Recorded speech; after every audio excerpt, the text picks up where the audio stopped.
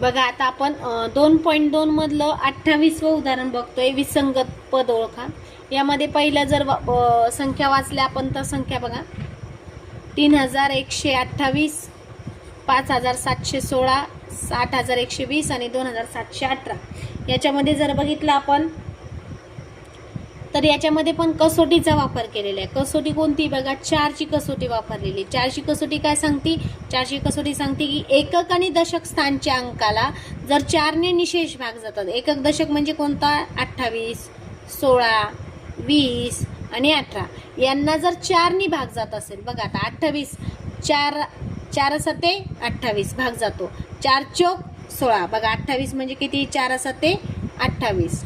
16 म्हणजे 4 चौक 16. 20 म्हणजे 4 पंचे 20. पण 4च्या पाड्यामध्ये 18 नाहीये, म्हणून या संख्येला 4ने निशेष भाग जाणार नाही. 4ची कसोटी लक्षात ठेवा. शेवटच्या एकक आणि दशक स्थानच्या अंकाला जर 4ने निशेष भाग जात असेल तर पूर्ण संख्येला 4ने निशेष भाग जातो. म्हणजे या तीनही संख्येला 4ने भाग जातोय, परंतु 4 नंबरची जी संख्या आहे 2718 याला 4ने भाग जात नाही. त्याच्या पुढचं उदाहरण बघूया आपण.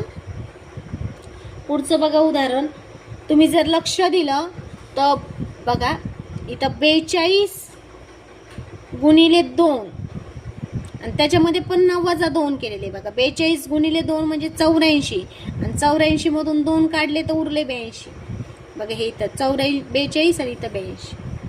आता दुसऱ्याचं बघूया. 22 गुणिले 3 वजा 2. 22 त्रिक 66 आणि वजा 2 केले म्हणजे 64. तर बघा इथं 17 दुने वजा 2. 17 दुने 34 आणि वजा 2 म्हणजे 32.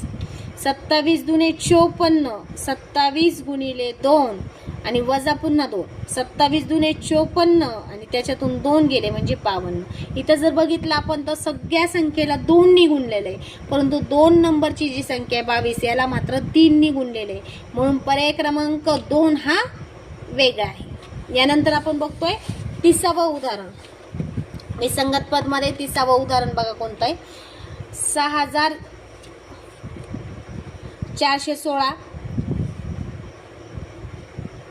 51264 आणि 276 आणि शेवटी 84. जर लक्ष दिलं तर तुम्ही बघा वर्ग संख्या दिसतीये, घन संख्या दिसतीये. बघा 16 आणि 64.